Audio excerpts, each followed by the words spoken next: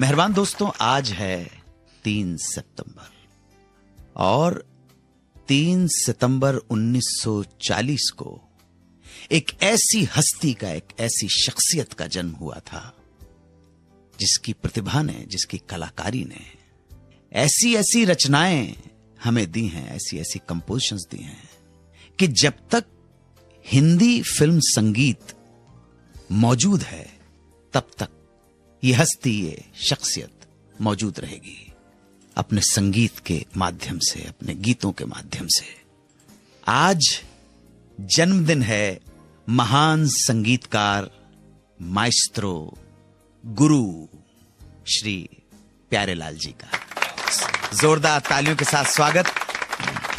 बहुत खुशनसीब हैं कि आज आप हमारे साथ स्टूडियो में यहां पधारे हैं। हमारे विशेष निमंत्रण पर प्यारे जी यहां पे तशरीफ लाएं और साथ में हमारी भाभी जी। भाभी जी, आपको प्रणाम करता हूं। आज 92.7 बिग एफएम पर ये जितने भी श्रोता सुन रहे हैं और स्टूडियो में जितने भी दर्शक बैठे हैं, सब हमारे भाई साहब का बर्थडे मना रहे हैं। ईश्वर आपको दीर्घायु प्रदान करे, आप स्वस्थ रहें, खुश रहें।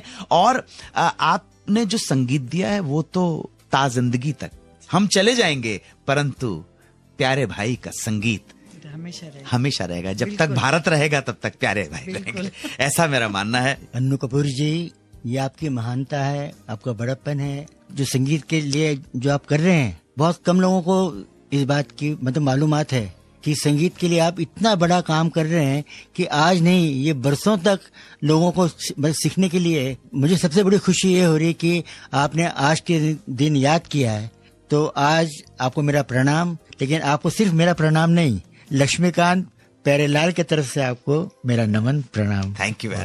आज बातचीत का सिलसिला आदरणीय प्यारेलाल जी के साथ जारी करेंगे। उनके जीवन के बारे में, जीवन संगनी के बारे में, उनके संगीत के बारे में, उनकी फिल्मों के बारे में सुनते रहें। सुहाना सफर विद अन्नू कपूर, सिर्फ 92.7 बिग एफएम पर।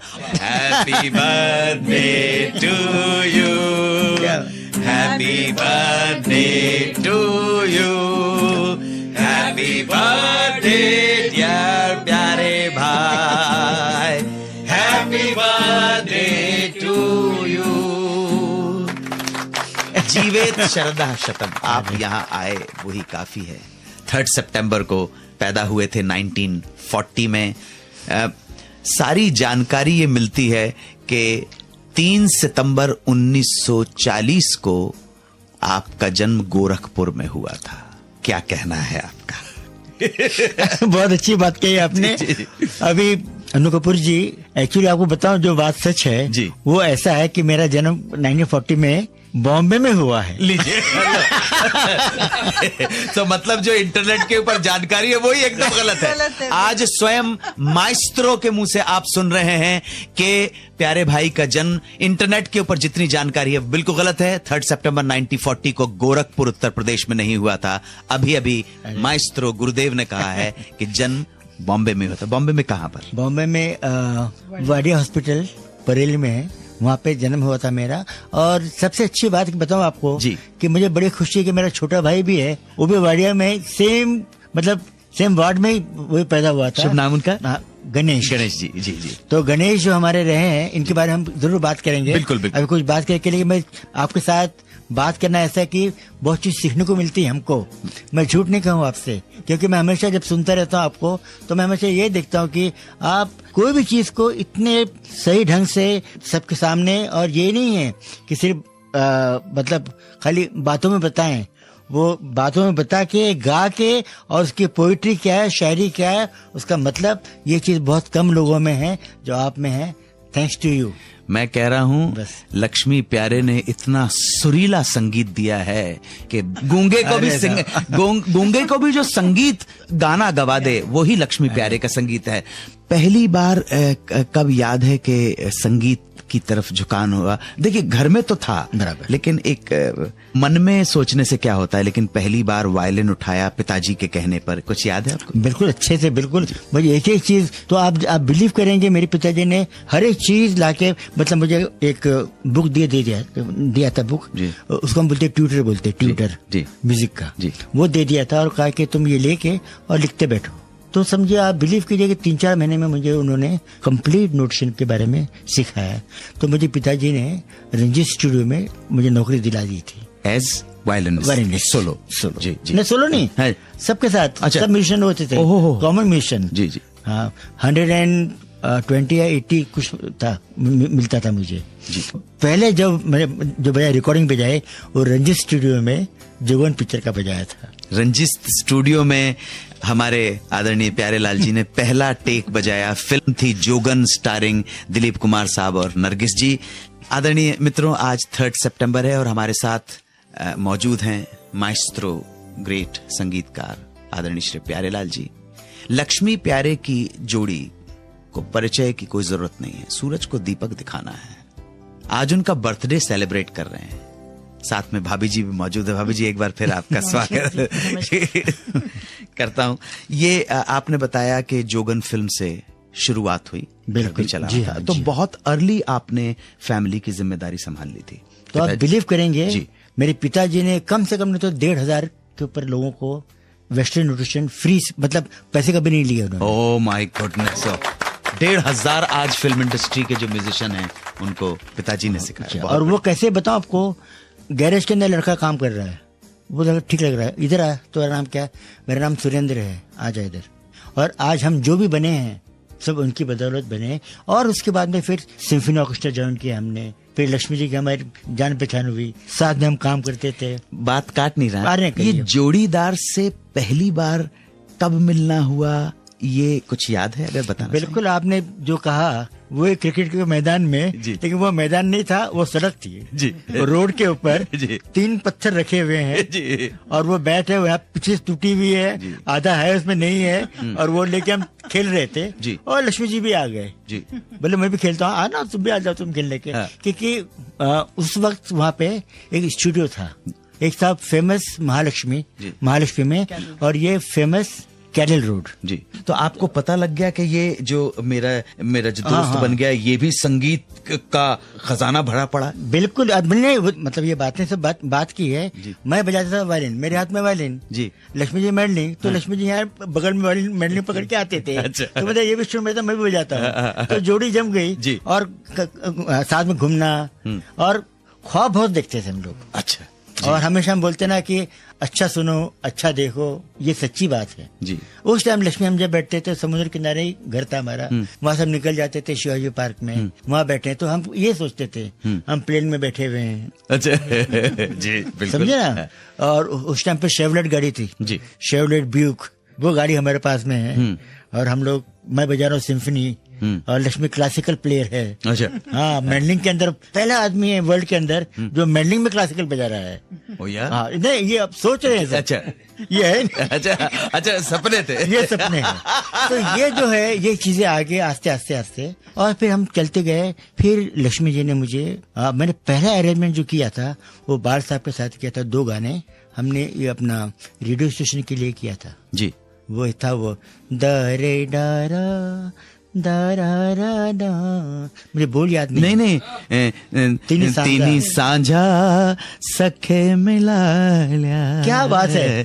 तीनी सांझा एक ग्रुप था हमारा जी, सुरेल बाल कला केंद्र जी। तो हम लोग शोज भी किया करते थे।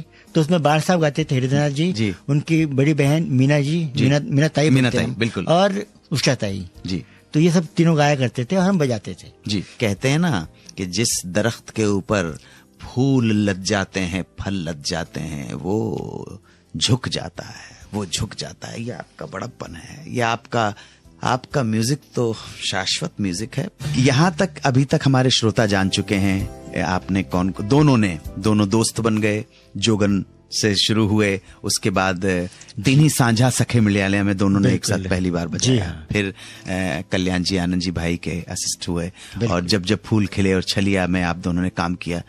अब हमारे श्रोता जानना चाहेंगे वो मोड़, वो मोमेंट जब आप दोनों ने डिसाइड किया कि नहीं भाई, अब जरा एक रेवोल्यूशनरी स्टेप उठाने का टाइम आ गया है और चलो जोड़ी बनाते हैं लक्ष्मी प्यारे की।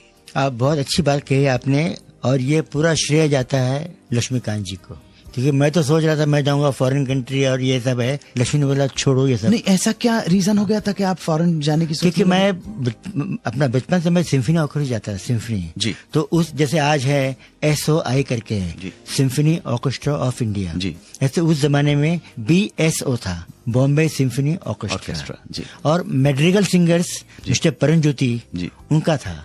तो आज जो अपना कुमेवाड़िया है ये उस टाइम पे सब बिल्कुल यंग थी, तो ये हमको चांस देती थी आओ बजा लो, नहीं तो इंडियन को नहीं, इंडिया मतलब ज्यादा पास से क्रिश्चियन बजाते थे जी। तो हमको मौका मिला। तो ये हमारे मेरे माइंड में बहुत था यहूदी मैनहीन जी वायलिनिस्ट। तो मैं 7 घंटे 8 घंटे सब सिम्फनी प्रैक्टिस करता था, सब बजाना, ट्यूटर्स ये वो सब, और मेरा मन वही था।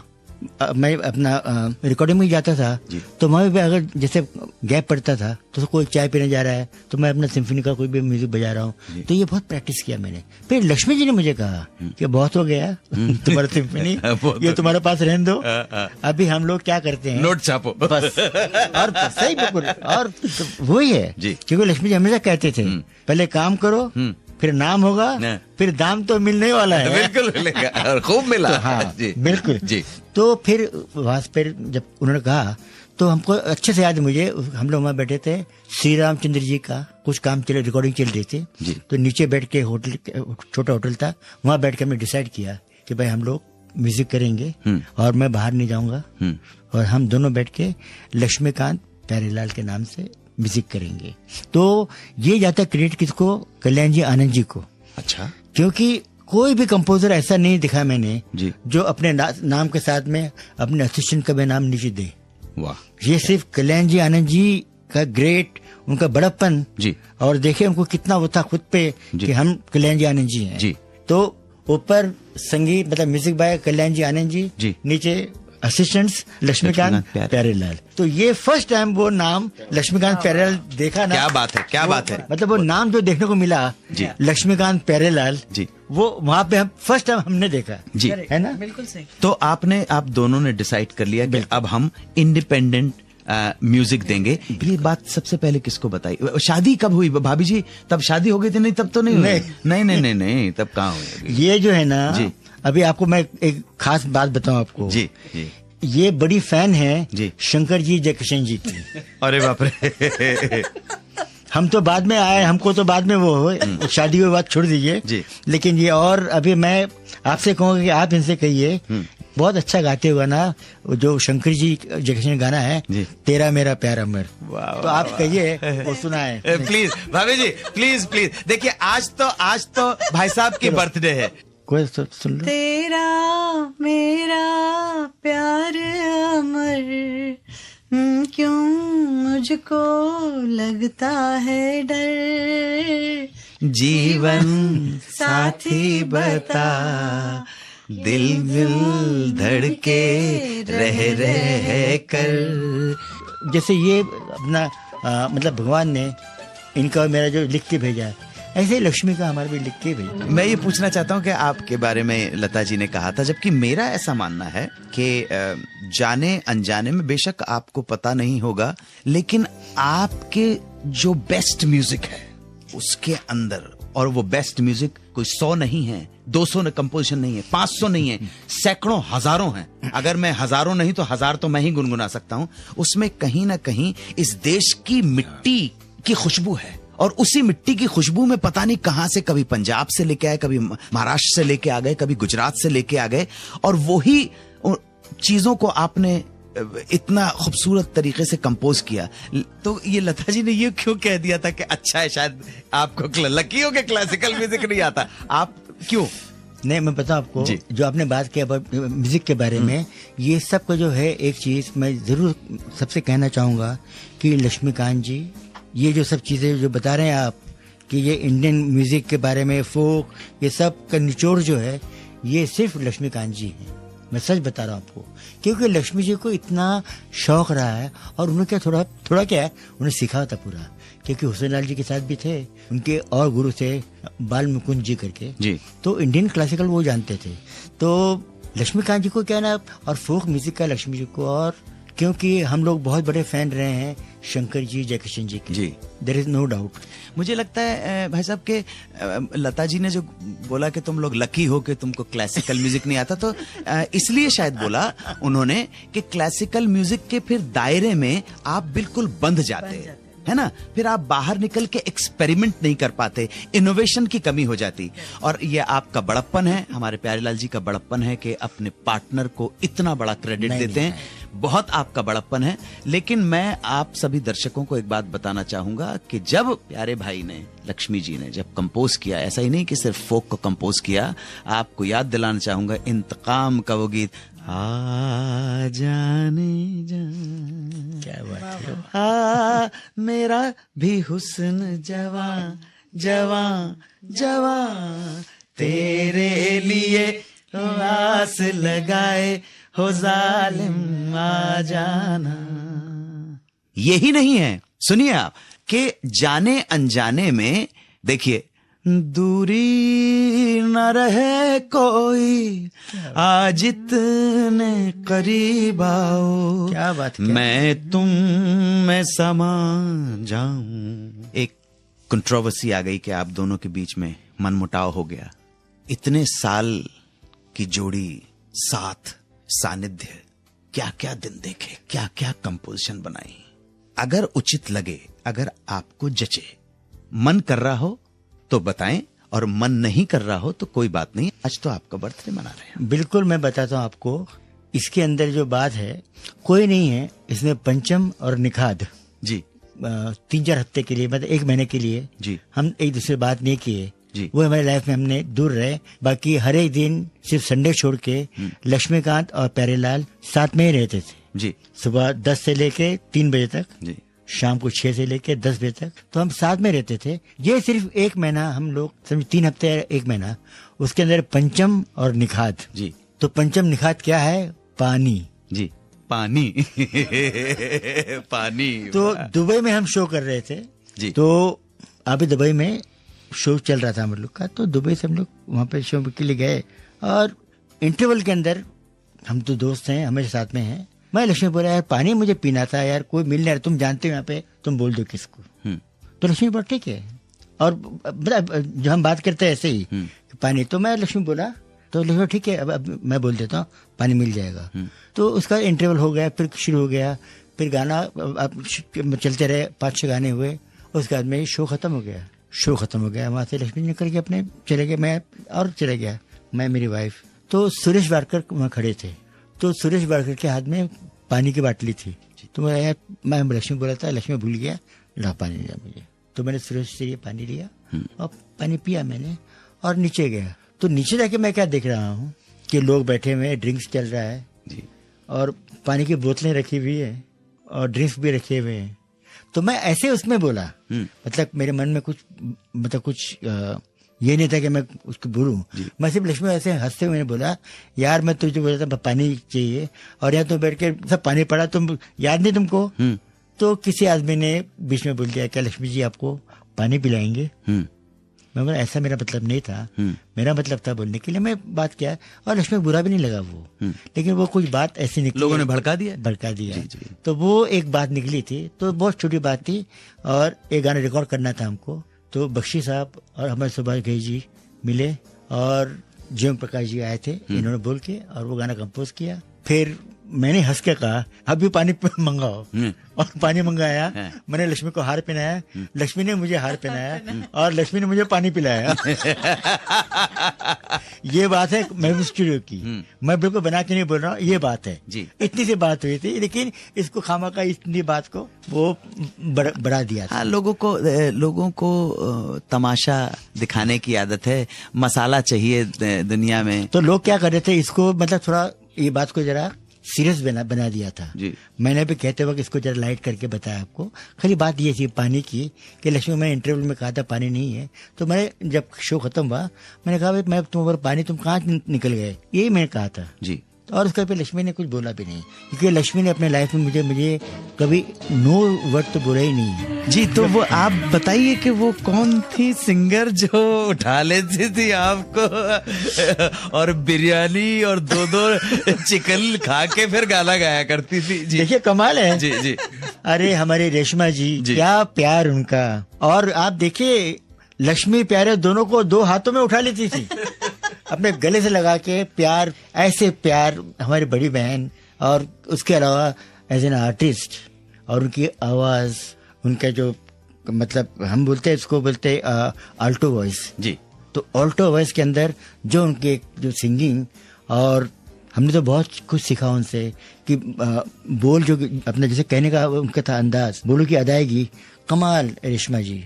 बाकी आप बताएं लोगों को उनके बारे में जरा। नहीं, रेशमा जी के अपने गाने का अरे क्या? एक अंदाज है, बड़ी दमदार आवाज। बॉबे में और- किया था हमने, जी फिर उसके बाद में हीरो में। जी। तो बॉबे में हमने जो ट्यून जो दी थी, जी। ये फोक ही है वहाँ का। जी जी, वहाँ का। उनका ही गाया हुआ उनका है। गाया हुआ और वो हमेशा गाती हैं। शायद उन्होंने कंपोज भी किया होगा, मालूम नहीं जी। मुझे। तो हमने दिया था, तो हमको दिल में एक वो था कि भाई इतनी अच्छी आर्टिस्ट है, उनसे हमने हमारी धुन कुछ गवाई नहीं, तो हीरो में कहता फिर वो गवाया। तो वो आपको उठा लिया? तो उठा ही यार। और उनके 2 बेटे थे जी। एक का नाम सावन, एक का नाम भादव। क्या बात है। तो बोला जी हम भी दोनों सावन भादव हो गए थे। जी जी जी। नहीं, बहुत रेशमा जी के साथ में बहुत एंजॉय किया।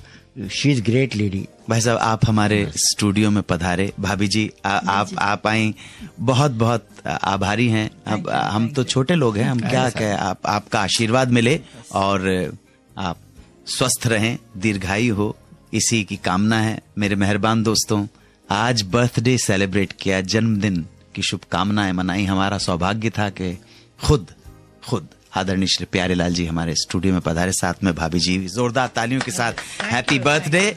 और सिर्फ टाइम होता तो ये पूरी चलती चली जाती, लेकिन मेरी मदर का एक शेर है। मेरी मदर भी शायरा थी, कमल शबनम, शी इज नो मोर।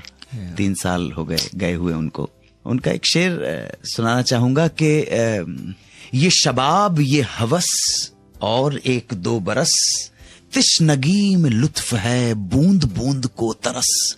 हाँ, प्यास रहनी चाहिए बूंद की कहीं ना कहीं, वरना खुल जाए तो प्यास भरनी नहीं चाहिए। ये मास्टर्स हैं, ये गुरु हैं, ये उस्ताद लोग हैं। ये तो देते चले जाएंगे, आगे आने वाली नस्लें जितना ले सकती हैं। राम नाम की लूट है, लूट सके तो लूट। इन्होंने तो दे दिया, अब आगे आने वाली जनरेशन के हाथ में है कि वो इनसे फल लेती है कि बीज लेती है। मैं कोई म्यूजिक वाला नहीं हूं, मैं कोई सिंगर नहीं हूं, लेकिन मैंने तो लक्ष्मीकांत प्यारेलाल से बीज लिया है। उस बीज को आरोपित करने की कोशिश करें, सही खाद पानी देके, ताकि इनका नाम रोशन हो। लक्ष्मीकांत प्यारेलाल, आज प्यारे जी का बर्थडे हमने मनाया 3 सितंबर। प्रोग्राम की समाप्ति पे सिर्फ इतना ही कहना चाहता हूं, तेरा तुझको अर्पण क्या लागे मेरा, न जा कहीं अब न जा दिल के सिवा।